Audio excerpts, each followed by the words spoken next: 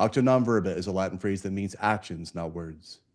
If you want to know what somebody truly believes, don't listen to their words. Instead, observe their actions. I'm Marcus Aurelius Anderson, and my guest truly embodies that phrase. John A. Dailey joined the Marines at the ripe age of 17, leading to a career of over 20 years spent working in special operations with tours in Afghanistan and Iraq. He received his MFA in creative writing from UNCW in 2018. Now, this incredible first book, his memoir that we're going to be talking about today, is called Tough Rugged Bastards. And it is a memoir of an ordinary guy who sees an extraordinary opportunity to become one of the most elite warfighters in America during the most volatile times in the global war on terror. And before we hit record, we were discussing how you had a conversation with this guy named Jack Carr. Maybe our listeners have heard of him before. Um, Tell us about that connection so people understand how that comes together.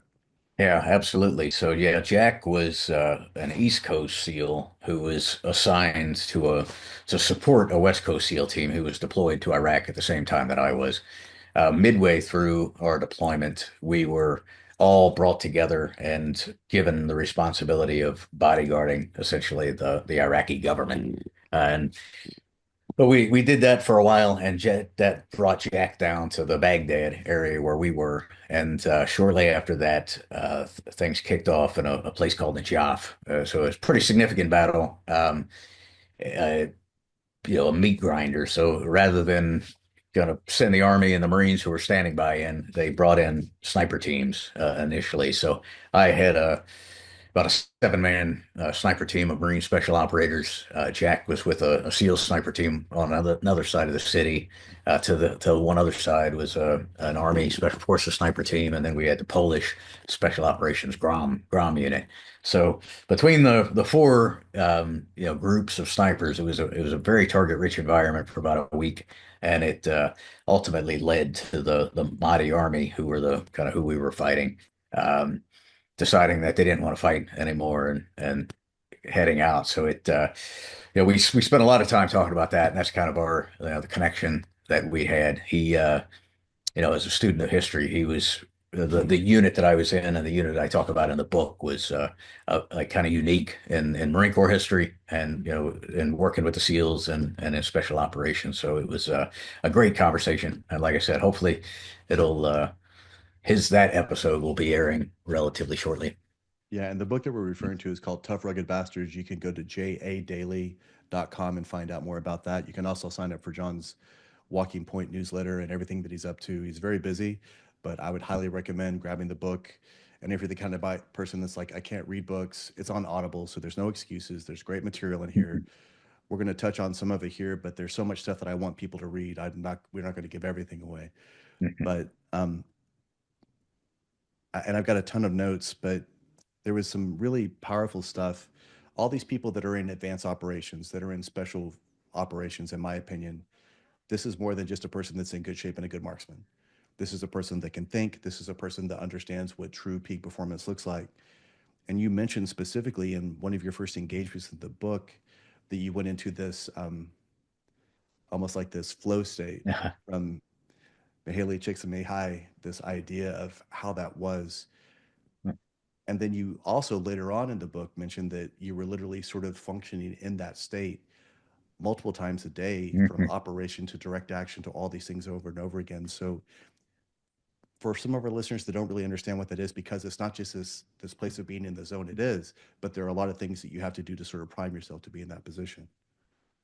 Yeah, so I mean, I hadn't read the book, at that point, but so the verbiage I didn't have that came later. But yeah, reading it, as soon as you read it, you realize, oh man, that is exactly what I was going through, and there's a lot written about it. And when you realize when you hit a point where the challenge of the task is just above your capability, right? Or the situation is violent or serious enough that it puts you into like a fight or flight state, and you have to have the training and the ability to operate at that level. Yeah. Right. So those two things are necessary. You both have to, you have to have this something being thrust at you that's unexpected and you're not wholly prepared for, but you have to also kind of be ready for the challenge, you know. And when those things line up exactly, then you enter this flow state where performance seems effortless. And I mean, it happens in sports, with basketball players or with race car drivers or with any, if time slows, there's just all of these things that happen that are can take you off guard, the first time you experience them, but after you become used to them, that's really, I think, one of when people talk about people being combat junkies or whatever, I think it's not necessarily the adrenaline rush that that has something to do with it to kind of bump you into that state, but really, I think it's the idea of just being able to operate in this like on a just another level, right? Another plane of existence. And when you lose that, once you retire, get out of the military, it's very, very hard to find, you know, um, times or opportunities where you experience that again. So there's, I think a lot of people that leave the military or law enforcement or whatever are kind of like chasing. They think they're chasing an adrenaline rush, but they're also chasing this ability to operate and on this other realm. Yeah, it's truly mastery. What you're pointing, I love that you point out the technical part. There's a lot of people that say, "Oh, I want to be in the zone, or I want to be in this flow state," but they don't realize that their mastery of the ready up or transitioning to another weapon system or clearing a malfunction has to be like breathing. It has to be second nature. You almost have to be standing outside yourself, observing yourself clear the malfunction to be in that state. And most people, unless they're in a situation where they know there's going to be life and death, will not give themselves that amount of commitment to get to that place. Yeah, yeah, exactly. It's definitely a reward, for doing the work. Um, and I've been in firefights and at the end of it, I've had, people who I thought were relatively well trained, be like, man, everything was just too fast, right? It was all, I'm like, really? I mean, almost everybody that I know experienced the exact opposite, where things were moving so slowly that it seemed comical. Um, so then you have to kind of question that person if they've been putting in the reps and the sets and the training. And I think also, again, so having the fundamental mastery of the skill set is key. But as you also pointed out, we have to train in that at least mildly adrenalized state Mhm. and controlled environment to give us that, because I can have all the skills in the world, but once my motor skills goes out the door and the adrenaline dumps into my body, like you said, now I'm that guy that's like, I can't even draw my weapon now. Yeah, yeah, absolutely. There's so many, when you really kind of dig into it, and it's my like fascination, I guess, with this whole the physiology of everything that happens started from a class that we got, the first close quarter battle shooting package training that I went through in Force Recon, and they brought in it was a lot of information from FBI statistics on gunfights and a lot of it came from a guy named Colonel Jeff Cooper, who had Marine that started Yes. Gunsight, was kind of the premier early training academy for law enforcement and military, and he was really probably in my opinion, I mean, really the first guy who really sat down and wrote about what it was to really be a warrior since like Musashi or whatever like real or at least that I was privy to. There's plenty of people that write about military planning and Clausewitz and things like that, but he was what does it take to really excel at the art of warfare. And he came up with this idea of the color codes, the mental awareness color codes. So condition white being kind of where we were told that never, never ever be, right? You're not paying attention, you're on alert, unaware. But it really starts with condition yellow, where you're just, you know, always paying attention to your surroundings. And he called it a relaxed alert. And at that, you can live in condition yellow. You can be in that all the time and be comfortable. I mean, it's really just a state of mindfulness when you think about it.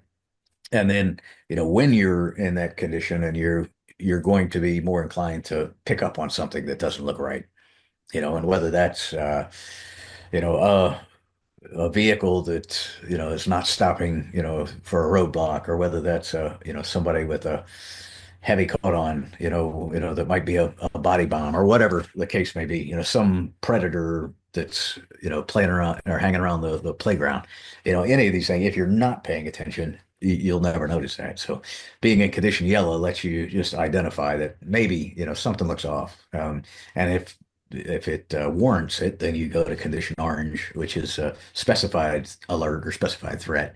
Now I'm watching this guy who doesn't have a child and is walking around the playground. Mhm. And then very quickly there I can go to fight, right, to condition red, and I can take action. And if you skip, I think one of the things that happens is people in condition white skip. Suddenly they're absolutely unaware, unalert, and then now somebody's running away with their kid, trying to stuff them in a car. Well, they spaz out, as a parent would. Um, but so that I became fascinated with that idea that, hey, there's a lot more to being a warrior than just Oh, yeah. knowing how to shoot or being fit, or whatever the case is.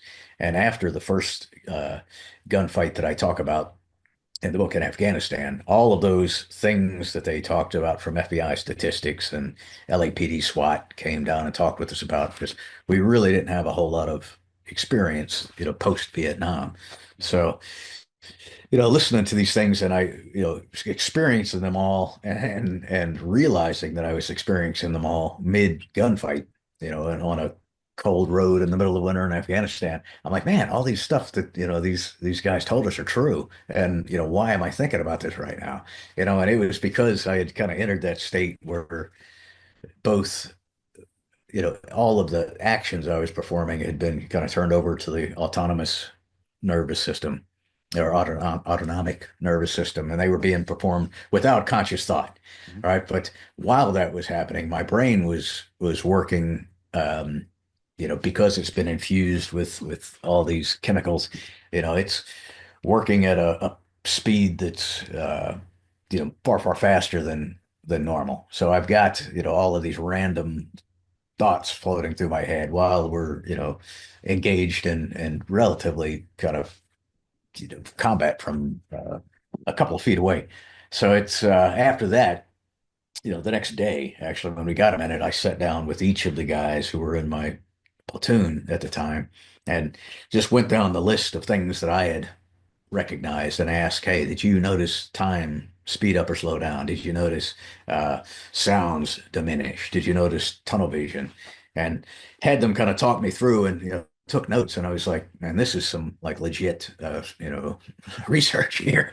Uh, so when I got back, I started trying to dig in, and for the last, kind of behind me is really the kind of the culmination, the last, now it's been 25 years, I've spent, really digging into that. How can we learn from that? How can we improve, training, for military or law enforcement folks to improve their alertness, awareness, and execution when it's necessary? But how can we also, apply those things to everyday life to, as we were talking about a little bit before, I do some like coaching with, business people or professionals, mostly kind of men over 40 who are, um, have been successful, but they just quite, there's something missing. They're like, man, I either, I focus so much on work that my fitness has suffered, or I focus so much on fitness that my home life has suffered. And, really taking, those lessons that I learned over, 20 plus years in the Marine Corps, and turning those towards helping people achieve whatever it is they want to achieve. Yeah, and as you say, we see where many times we're driven to reach success, and for many people that metric is easy when we put money to it. But as you say, if we're 40 pounds overweight and our kids are strangers and our wife is just like a roommate, they've desperately sacrificed something, and now they try to justify that sacrifice with this monetary success. But I guarantee they and probably their family would say, we give all that money back if I could just have this relationship and just have some of my health back. Yeah, and I think, there's absolutely at some point that recognition is going to come. Right. And when it does, you can think that, hey, I'm kind of beyond hope, and double down Hmm. and just kind of bury yourself in your work. Or you can say, hey, there's at any point you can say, hey, let's put the brakes on. Let me figure out where I've gone off course. And I think I always talk about the first step is figuring out where you're going. Right. And nothing else really matters. Where do you want to be at the end of your life or at the end of the year? I use a lot of references to land navigation. If you're in the military, Oh yeah. you understand it. But from whatever, mountain or valley you're in, what's as far as you can see, yourself. And once you can see that, then you can like plot it on the map and then you can draw a line back to where you are, and then you could start saying, "Hey, let's put some checkpoints in here. Let's, how do I know that I'm staying on the route that I want to be on? How do I recognize when I've gotten off of it? How do I, put in, weekly or monthly or annually, uh, kind of after actions to stop, take a look at where I am, and say, hey, am I still going in the direction I thought? Do a compass check. Am I still heading on the right azimuth? Yeah. And then shoot that reverse azimuth if you need to. Do the AAR, reevaluate, Exactly. keep stepping, and cloverleaf and around until you find the point. Yeah, Everybody thinks that the point is just really easily found. It's like, no, sometimes they hide those things, guys. exactly. But that's what builds the character. And there was, I love that you have this very learning, teaching kind of mentality because you knew that in order for the men that you were teaching to get this stuff, a lot of it was predicated on how well you could teach it. It wasn't a fact that Mm, they weren't strong or that they weren't strong backs with hard feet. And you were saying that in the curriculum, you early added on this idea of a concealed carry component. You actually brought in the 45, as a matter of fact, mm. a Kimber specifically. Was that 7+1? Yeah. So for a lot of people that don't understand, they would hear that and they would say, well, why would you bring a weapon that has less magazine capacity when, say, an M38 or a 92 has, 14 or 15? And I think I know the answer, but for our Yeah. audience that may not understand, why is that so important Mhm. to have a 230 grain bullet compared to a 124 bullet in combat? Yeah. Yeah. At the time, the Marine Corps had been really big in force recon on using the 45. Okay. Had for years had used the 1911 old 45s are actually first made in 1911, and a lot of them seem to have been made kind of within that time frame. They were old, they were not terribly accurate, they would break. But when this unit, Detachment One, stood up, the Marine Corps did not have enough weapons to give us. Hmm. So most of us were just converts, and loved John Moses Browning and the 45, and so we really didn't consider anything else. Um, we had to go with because they couldn't get them for us. We were able to go with the company Kimber, who produces a great out of the It's a box. Yeah, it's a beautiful right out of the box weapon. Yeah. And so we sent it to get a light rail put on it, but and it was cool because it was actually the only, to my knowledge, it was certainly the first pistol that was the serial number at USMC. You normally it'll say U.S. Army Oh, because cool. the Army buys all the guns and gives Marine Corps some. That's so it said USMC on it, which was really cool. Now we have I think everybody has gone away from the 45 and gone to mostly 9 mils, Mhm. um, because of capacity and ease of everybody has 9 millimeter ammo. Right. It's harder and harder to find 45. Yeah. I think also you were mentioning some of these statistics. Some of the concealment classes that I've taken when I take shooting, they were mentioning that most of the time the encounter with a handgun is between 0 and 6 feet. So for what you guys were doing with direct Mhm. actions, clearing houses, getting HVTs, the only time you're going to pull that weapon most of the time is if your M4 is blocked or is not working. It's a dead gun. Mm. So you need to just let that thing go and quickly transition. So in my mind, the 45 is the perfect one because you may only get that one round. And if that's the round, you want a round that's got some ass in it and a round that's going to actually shock this guy enough to stop him so that you have a chance to either get that second shot in, break contact, have your buddy come in, butt stroke him, whatever it is. But I found that really interesting that you were working with those things in addition to, picking locks and things like that, because that's the Mhm. field craft that you guys were going to run into. Land nav is fine, but this was more like pragmatic to what you guys were getting ready to get done in those Yeah, times. yes. So we when the unit detachment one was formed, we weren't quite sure how long we had to prepare. We weren't sure where we were going. So we really thought that we were going to go to Afghanistan. So initially our training was really focused on that. And we were told, after several months of that, that hey, you've got another, 6 months to train, but you're going to Iraq and you're going to be doing not going to be doing like long range reconnaissance, which is what we thought and we were kind of planning for. Instead, you're going to be doing direct action raids on high value targets. So it definitely shifted the focus. And it was only possible because this unit was, so the unit was directed, the Secretary of Defense told post 9/11, told the services that, hey, we're going to need more special operations for this global war on terror.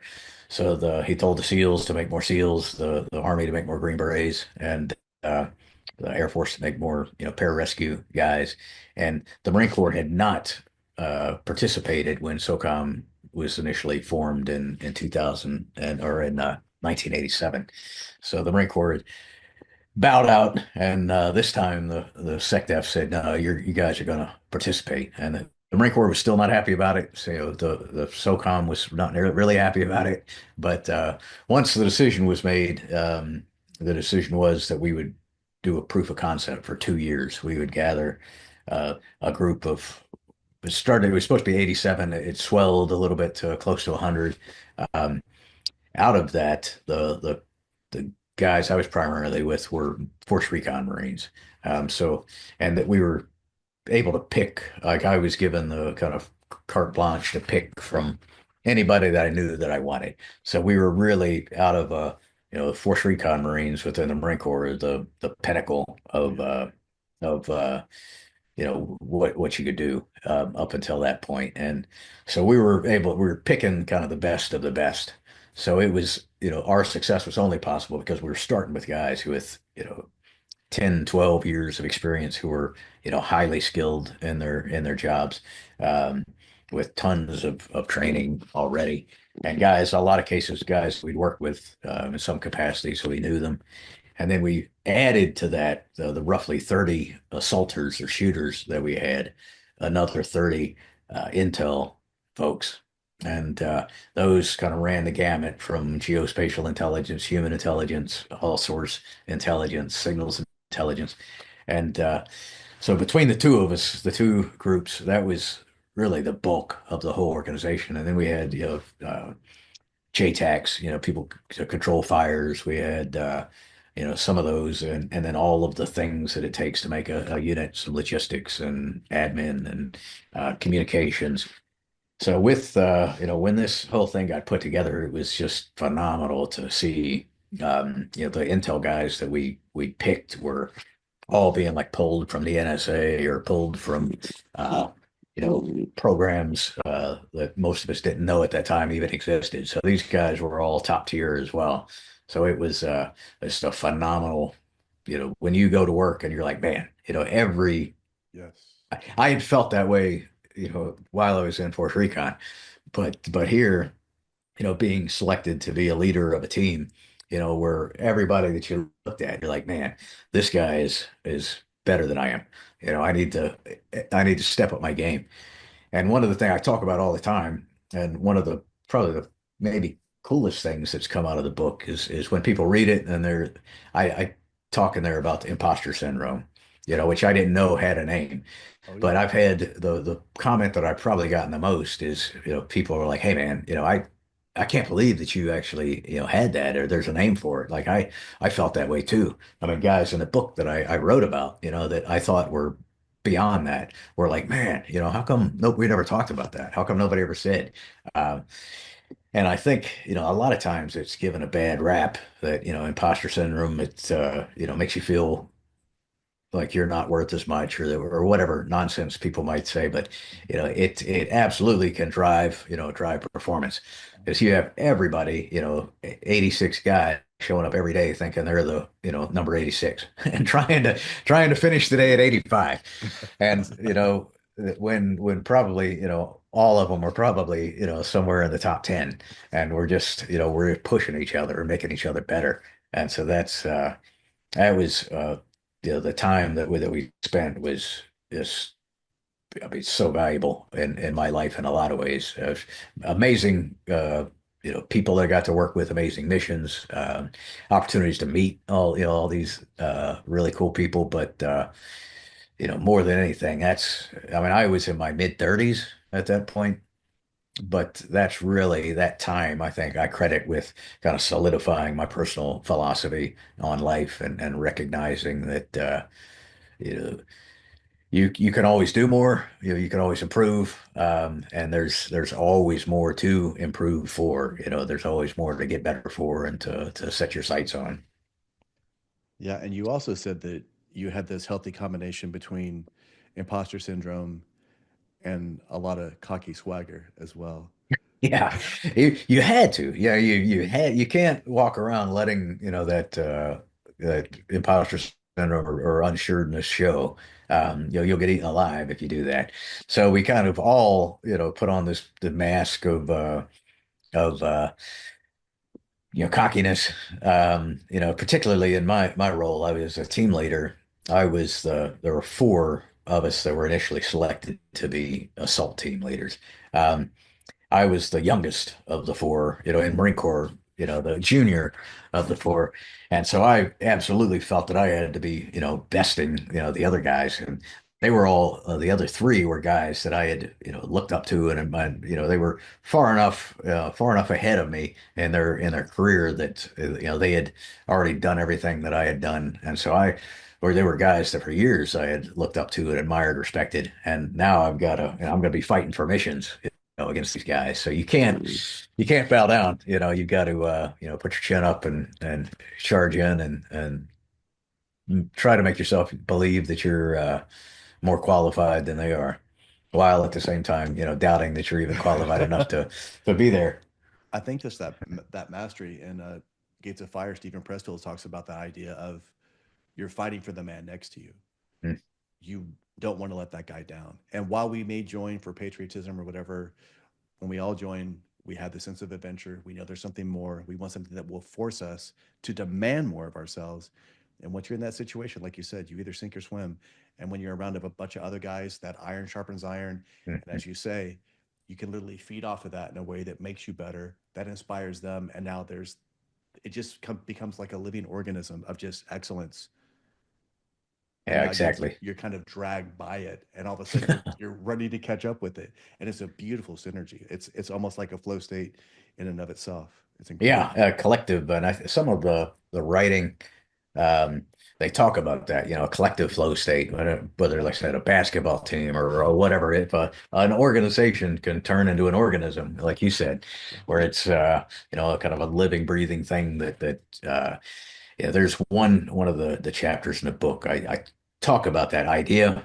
The chapter's called "Good at War," and Yeah, I yeah. had I had written years before I, written a essay called, with that title, and it was with that idea that, um, once you kind of master the basics of combat, and if you are with a group of people who have also mastered it, then, really it becomes, geometry, right? You're just, hey, I know where I should be, you know where you should be. We know where the danger, the threats are. Um, it, it takes a lot of particularly people who've never been in the situation. It could rightfully be, you might rightfully think, combat is just every single second waiting to get shot. But you can't run around like that, or you will get shot.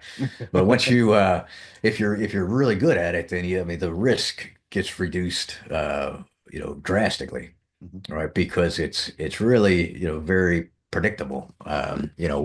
And there are obviously the unpredictables that, the VBID or the things that you can account for. But you can't, it's one of the things that, the Stoics said that you can't do anything about that. Right? So you've got to not worry about that, focus on the things. And when you start focusing on the things you can control, then you realize that you can control more things. Absolutely. We get it flipped, right? We want to control desperately these other Hmm. things that we're wasting energy and time on. And now that's taking time away from the actual things we can control. And then, like you said, when we lean in on that and when we have this cockiness with a little bit of that imposter syndrome, and we have this guy next to us, it's like, man, I want to make sure that he knows that I'm not the weak link in the chain. All of a sudden, you focus in on that stuff, and all of a sudden, you're hitting levels you didn't even know were possible. And that's the beauty of having other people that force you to level up in a way. And again, it's conducive to the entire team winning, the entire organization winning. And that's why I think that the experience that you have specifically when you bring that into a civilian sector or into a business, because when it's happening in real time, it happens like you say so quickly. And when you're in the boardroom or when you see the C-suite executives or CEOs not talking and you're detached, you can almost see it. Like you said, it's almost slow again. It's like Yeah. this person can't get over their own way. This person, you can't change their mind. And this person thinks because of the CEO that everything they say goes. So in that kind of situation, what would be your advice if you're on the outside? Yeah, it's almost the same thing that you would do in the military. I mean, you've got to the way that really good units get really good is, we mentioned it earlier, the after action Mm-hmm. review Yeah, yeah. is you got to sit down and kind of put your cards on the table. And one of the things that absolutely made Detachment One so good, and the unit that I come from before that, where most of us came from First Force Recon, was we were absolutely ruthless, just brutal. I mean, it was bloodletting sessions. We just, after a mission, we gather into a room, sit down, and go through everything that happened and just call out the guy, hey man, you were supposed to pick up security here, you didn't. What the hell, why didn't you? And it's not oh man, so I'm sorry, I forgot. No, you explain yourself, because that will ensure that you don't forget again. But if the breach, the explosive breach was a second late, or if you know comm wasn't up when it needed to be, or if it took too long to find the during a training mission, the target that we were going after. Yeah. If the helicopter didn't land in the right place, I mean, we would just rake each other over the coals. Um, but we all understood that we were not doing it to be dicks. We were doing it because it was going to, make us all better. And that's why I have had some opportunities to work with corporate clients or sports teams, and that's really one of the first things we do. Okay, let's sit down. Um, let's understand the outcome. I mean, if we're a company, we want to make money. All right, that's the goal of a company. If you're a sports team, you want to win games, or matches, or whatever they are. The way that we're going to do that most frequently is by everybody firing on all cylinders, everybody understanding what's expected of them. What the standard is. You can't hold somebody to a standard unless you set the standard. So, and from the leadership capacity, the thing that I'm always harping on is, in the military, it's something we absolutely understand is that, the standard that you walk by is the standard that you accept. So if the thing, hey, everybody needs to have haircuts, but I walk past, a bunch of people without haircuts and don't say anything, then I've just said, carry on. You're okay. If I say that, you know, we want to keep a clean, team area or company area, and then I walk past a piece of trash, then everybody sees that. So we've really got to, from the company leadership or team leadership has got to set the example that they want, from coaches to, uh, you know, players, and set the example that they want to be upheld, and then come to a consensus on what the mission is. Exactly the same thing. Where are you going? It's all the same thing. Where are we going as a company? What's the destination that we want to arrive at? And people have to, the so my wife uh, was a school teacher for most of the time I knew her, but she a couple of years ago became a travel agent. And when she started explaining it to me, I realized kind of what a travel agent does. I wouldn't think that they even exist anymore, but I realized that there's a kind of this three-step thing that if you're a lot of times they'll do guided tours where they'll take a bunch of people somewhere. All right. If you want to do this, you got to start with knowing where you're going. It's not enough to say, hey, who wants to go to Europe? All right. Or who wants to go on a trip? All right. You've got to know exactly where you're going to. Then you've got to create a good travel brochure to entice people to come with you. All right. In a team setting, you've got to show people how they're going to benefit from coming, on this journey with you. And then the third step is you got to be very upfront about how much it costs, right? You can't, get 27 people that want to go on your European vacation. And then, when you show up to leave, tell them, hey, everybody owes me 10 grand and they don't have it. And the same thing in a company, you've got to set, hey, here's the standards, right? If you want to be a part of this awesome journey that we're going on, if you want to, work for this company, you want to be a member of this team, this is what it costs every single day. The rent's due. Here's what it takes to be a part of it. And, a lot of people simply aren't willing to pay that price. They're not, or they don't realize how high the price is, and maybe they can pay it once, but they don't realize that, like you said, Yeah. can you keep doing it? Is this sustainable? Is this scalable? Everybody wants to do it once when it's easy, and then when it gets hard, they want to make an excuse. It's like that doesn't matter. That's why it's a standard, and that's why Yeah. we maintain the standard. We have to have it. And you you had a great leadership lesson there with about actions, not words, by leading by example.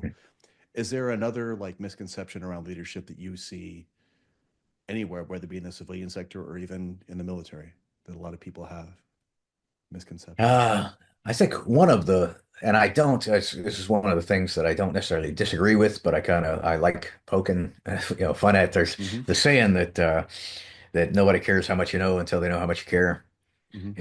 and there's absolute value in that. But, if that was true, then your best platoon sergeant would be your mom, right? And your mom is probably a bad platoon sergeant. She probably has no tactical skills She whatsoever. probably can't do well with a So, weapon. I mean, you really need to be proficient at the job. I mean, that's, in the Marine Corps, we have this saying that, and it's kind of standard throughout the military, but what's the two goals of a Marine Corps leadership are mission accomplishment and troop welfare. And people always kind of debate, what's more important, mission accomplishment, troop welfare, mission accomplishment, troop welfare. And undoubtedly it's mission accomplishment, right? That's why we exist. However, if you take care of your troops, then they will usually take care of the mission, right? So they're both, you can't say that one's more important than the other. But I think sometimes people try to get by on being a good leader because everybody likes them, right? Because they care about and it's a dangerous slope, to fall into. I mean, as a leader, you really have got to be, and the military does this mostly well. I mean, you don't get to be a leader unless you've been, a platoon sergeant, unless you're proficient as a machine gunner, as all of the steps on the, you have to take all the steps on the way up to that. So that doesn't always translate into the civilian sector. Yeah. So yeah. I think also you have some great stuff in Tough Rugged Bastards, which everyone should get. Um, I think that there was a really great point where you were talking about, I believe it was the chapter, if I have it here, when you guys were going after Z, and I'll let everybody read to learn more about what that HVT was like. But you were describing this brainstorming exercise that you had, and you were saying that you would literally ask them, I don't care what it is, like come up with something stupid. Give me the dumbest Mhm. ideas you can. Can you kind of explain that? Because I do something like that with companies and I think that it's valuable. Yeah, absolutely. So there's really the Marine Corps planning process is kind of built around the idea of design thinking, and you know it's good and it works and it's valuable, but there's this other thinking process, creative thinking, and that really starts with you know the idea that you diverge, you get really big, generate tons of ideas. And then once you've done that, then you converge and you start saying, all right, let's kind of, one of the great exercises that I do with people is have a team just write ideas on yellow sticky notes and put them on the wall. It's just as many as they can, and they can be crazy, stupid. It doesn't matter. Um, Once they're all on the wall, we've gotten them out. We can start saying, hey, these are similar. These are alike. This is, dumb. But when we start, when people are trying to come up with ideas and you start immediately self-censoring, or you start immediately critiquing the idea, if somebody's like, because it may not be, it may be a really, really stupid idea but if they're afraid to say it, they're not going to say it. If they do say it, that may, spark something in my head, like, well, but what about this? And that's really where great ideas come from. And that's, companies that do, like Pixar, movie studios, companies that are known for having great ideas. It's a tool that they use. And so it's hard to do. I mean, especially hard for military guys to do, Yeah. to let somebody say some dumb shit, and not make fun of them for it. But we'll, in the exercise, a lot of times we'll put them on, a timer. Hey, you got 5 minutes, come up with at least 30 ideas.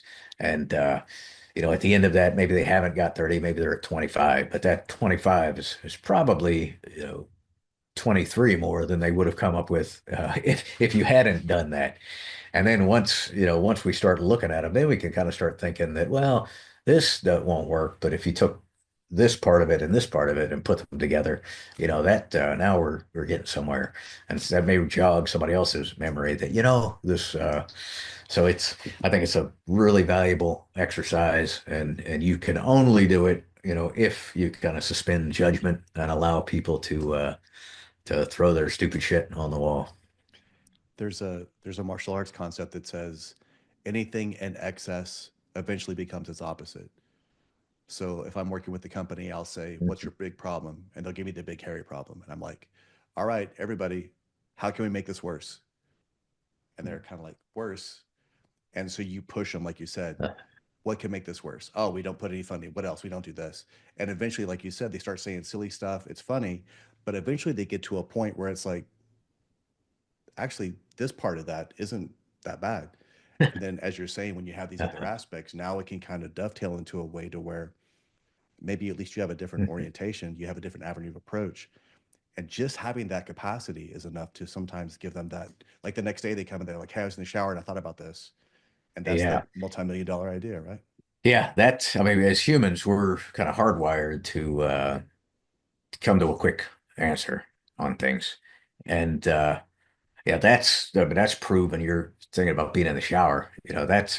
There was I don't know what book I read, but the guy who wrote the TV series MacGyver, which I used Mm, to love as a kid, yeah. he would, whenever he was kind of stuck with what was MacGyver going to do next, he would go home and he started doing it like at random time, middle of the day, going to jumping in the shower, and just the water on his head, whatever it was, he would be like, yeah, that's it.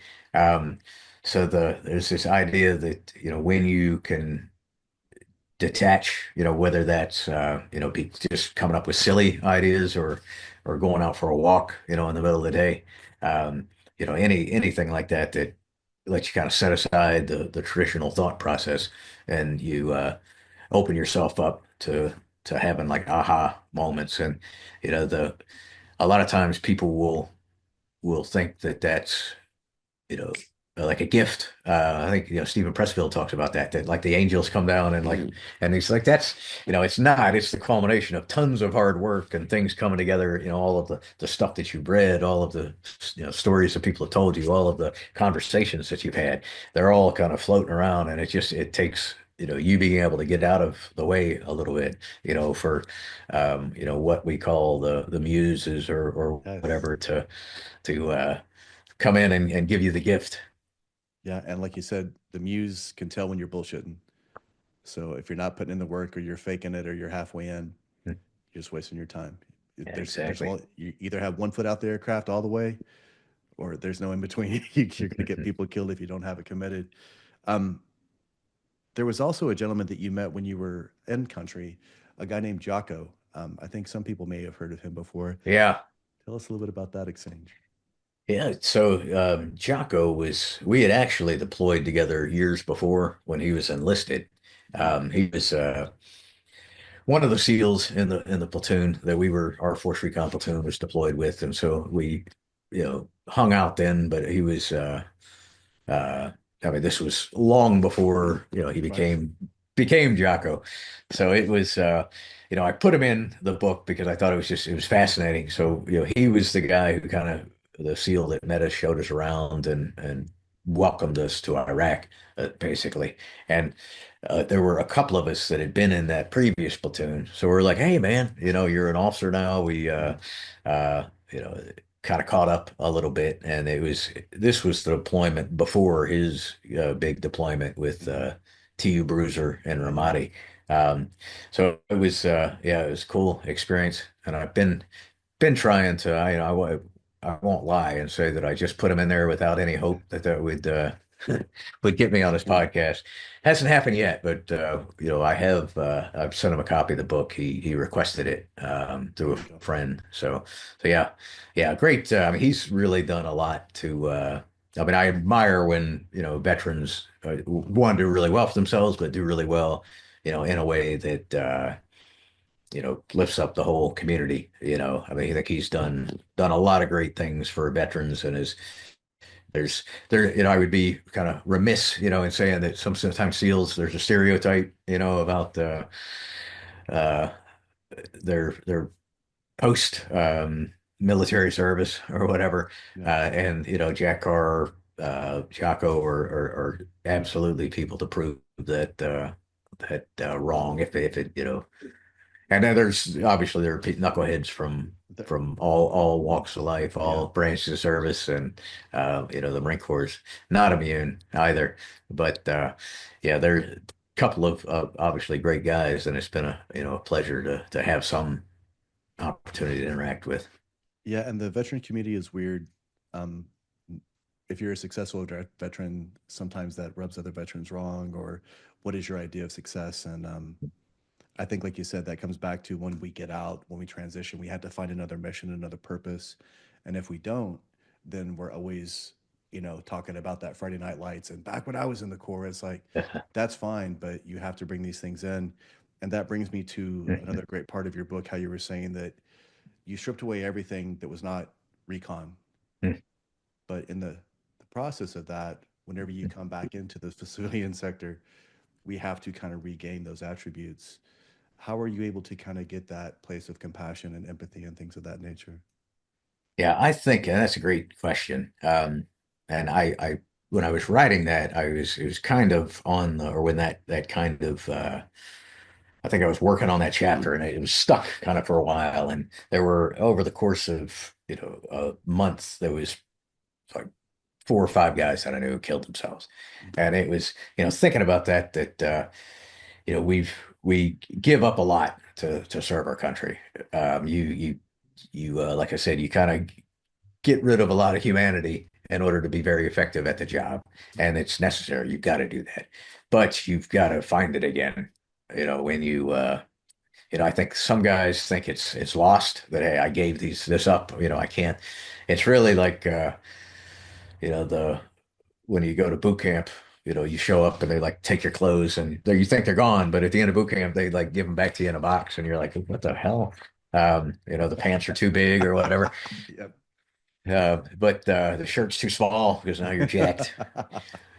But that's you can always go back and pick up the things that you dropped along the way. Even I mean, even there are absolutely people that make bad ethical choices or do give up your integrity to a certain degree or make mistakes. I mean, you can always go back, pick those things back up, start again. There's which used to be my favorite movie of all time, Young Guns, the first Young Guns. And Doc tells that the China girl. I forget. He says that like your past is like a paperback novel, right? When you finish reading it, you throw it away and start a new one, right? So you can always make that choice, that decision to do that. So I think that one of the things you alluded to, guys, get out and don't think that the best in life has already passed them. That it's downhill from here out. I mean, that's you know especially if you do 4 years, your mid 20s, that's a horrible, horrible thing. And even if you retire at, 20 years, 40 years old, or 30, 50, um, there's still a lot of life left Yeah. ahead of you. You still have a lot of, I mean, there's so much that regardless of your MOS or what you did, you, uh, you got a lot to offer. So, figuring out what the next mission is, and I think where a lot of guys go wrong is either not realizing that or, thinking that the next mission is, hey, I'm going to make a lot of money and I don't kind of care how I go about it, but and that's, most of the guys that do that, it's good. I mean, some people, Jocko, good example. I mean, I think him, Jack Carr, I think they're both doing okay. But Oh yeah. I think they're both doing okay in something that I suspect. I don't know them well enough to speak for them, but I suspect they're giving back, in a way. So they have a mission still. Um, and I think a lot of guys that I know, raiders that have gotten out, have gone into business, become very, very successful, but really weren't, it wasn't satisfying. It wasn't, you aren't in a team, you aren't working with people that you like. The thing that was giving them a whole bunch of money wasn't really scratching the itch that they'd had, when they joined to be of service. Um, so I think, there's, some of the people that I coach, the mission doesn't have to be saving the world. Maybe it's, working with kids or working with your own kids or, coaching a little league team or, I've got a buddy of mine that started like teaching people, adults to read that don't know how to read, like to an organization or working with veterans and teaching them to write, or write, like encouraging them to write their stories and helping them. There's, a million, ways to be useful and or trying to help people think better, be better, bring out the best in themselves, all of these things. If you can, there are plenty of missions. There's more missions than there are people to take them. So finding something, whether it's kind of your main job or whether it's a sideline that you do. And once I started, I was fortunate that when I retired, I went straight into the same job, right? I still get to help make Raiders every day of my life, which is like it's crazy. They pay me for it. But then I started realizing that there's a lot of this stuff that I'm doing with these guys is would be wildly valuable to people in the civilian sector, people who never had the opportunity or the will, desire, whatever to join the military, or maybe people that joined and got out and just still like that aren't haven't learned some of the lessons. So for me it's it doesn't have to be something that you go broke Right. doing. Right, it's it should be a way that there's a little icky guy diagram, Yes. the four Venn diagram. If you can Purpose. find something Yes. that you love doing, you're good at, the world needs, and people will pay you for, man, you're in pretty good shape. Yeah. And I think most veterans, I have a post that I wrote about this coming out soon. The guy who wrote or drew the comic strip Dilbert, Yeah. Scott, Scott something. Um, he uh, he talks about it. When you because it can be daunting if you look at it like, what am I like really, really good at? What am I the best in the world at? And maybe that's nothing, but oh, his thing was he was like, "Hey man, I'm pretty funny. I'm funnier than the average guy. Um, I worked in corporate America for a long time, so I saw a lot of things that were funny, and I'm pretty good at drawing. All right, and I'm not the best at any of those things, but if I stack those three things together, then you have Dilbert, and I'm sure he's not hurting for he's I think he's doing knows okay. where his next meal is coming from. Scott Adams, that's his name. Scott Adams. Yeah. And I think that that's a great point. In the military, it's easy for us if you give us a mission and say leadership brought this down. But when we get out and then we have agency in our life, and now you say to this person, you get to decide what the mission is. That isn't the most overwhelming thing for them. So all the stuff you're describing, where it's like, listen, almost like almost like land nav. I know where north is. That's where I want to go. I might not know exactly where it's at. I know that there's a landmass here. I know that there's a mark over here, but I will figure it out as I go. And as long as we continue to go in that direction, and it could be the thing that either brings you pleasure or relieves pain or brings purpose or helps you get back to this compassion, this empathy, that person that you want to become, we can absolutely do those things. But it's just like everything else you're describing with combat, with repetitions, with a flow state, you're going to be in this, it's not going to be a tensionless state. There's always going to Mm. be these competing priorities pushing you and dragging you one way. But as long as you have that intention and that agency and take control of what you're wanting to do, that's how you get there. And before you know it, you're getting close. And all of a sudden, it's like, wow, look at the progress I made. Yeah, exactly. I think I mean you said it. I mean really you know what direction you want to head in. And if you figure that out, and then the next step in it is how am I willing to travel? Right? What's the Aristotle had this idea of the golden mean. Hmm. And his thing was that every virtue was also a vice. So Yeah. uh, if you are, everybody thinks heroism is great. Being brave is awesome. But, so we know that the opposite of brave is cowardice, right? We don't want to be there. But if we, so brave is really not, the opposite of cowardice. Brave is in the middle of the road. Hmm. The opposite is recklessness, maybe. That's so, I'm a leader and I don't want to be a coward, but if I'm too brave, I'm throwing my men away needlessly. Right. So, Yes. so I want to be, and that's like the Zen idea, the, kind of Yes. idea of Buddhism, like being in the middle path, Hmm. being in the middle of the road. And if you think about that, as you're like, if I think, whatever bravery is important to me, or courage is important, and uh, integrity is important, then I can pretty much stay. I just need to look around from time to time. Am I doing too much of this, or am I doing too little? And if you stay between those lines, then it's like a runway lights. It'll will prevent you. The thing is that we sometimes put our head down and just start slugging through the night. And then when we pick our head up, we realize we don't know where the hell we are, right? We got off course somewhere along the way. And it's that happens, right? You can always, like I said, you can always go back and pick up whatever you dropped. You can always turn 90 degrees and get back on track.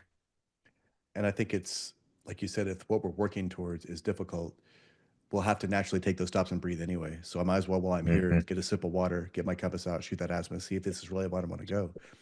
And now I just keep going. Yeah. Yeah. One of my favorite books that I read during that time was this a former Olympic gold medalist in shooting, a guy named Lanny Basham, who wrote a Mm, book called With Winning in Mind. I Um, love that. not his thing, like really just if you follow this, like the one 30-second blurb. If you do it, you will be the most successful person in the world, right? Or you won't.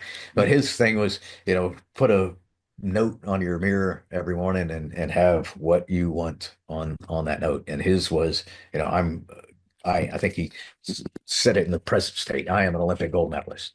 And, and he read that, he committed to doing the things that Olympic gold medalists do. So that was, obviously practice shooting, eat well, sleep well, work out, do all of the things that he thought it took to be an Olympic gold medalist. And his thing is either, you're going to succeed and you're going to achieve it, or you're going to wake up one morning and you're going to not read the note. You're not going to commit because you decided that I'm not willing to pay the price, for that. I'm not willing to do the work. Um, and then when you decide that, sometimes, as much as I hate to say it, sometimes deciding that hey, this goal that I really, really thought I wanted is not for me. I'm not willing to put in the time, the effort, the energy. So let me find a new one. That could send me off the rails, or I could say, all right, I can't be. I'm never going to play in the NBA. All right, that ship has sailed. So what can I do? I think also you, and again, I can't recommend the book enough. There's a part because at the time that you were there, Fallujah, in those areas, what had just happened with those contractors from Blackwater, the ROE, the rules of engagement, there was a certain standard that we were expected to have on our side, but yet we're fighting an enemy who cares not for those things. And you really kind of unpack that a little bit in the book. can you explain that? Because you're in the heat of battle, you have men that depend on you, and your life is in danger, and yet you're still trying to find, as you were saying, integrity is important to me, doing the right thing is important to me. How are we able to?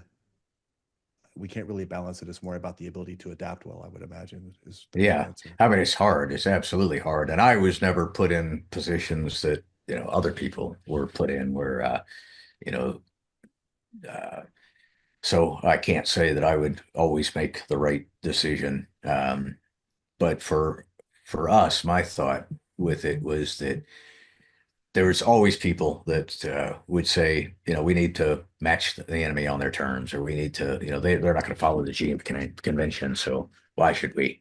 And it's the mistake is in thinking that it's, the Geneva Convention, we're following that um, in order to protect the enemy, or, in order to, I mean, we're doing it to protect ourselves, Absolutely. because what,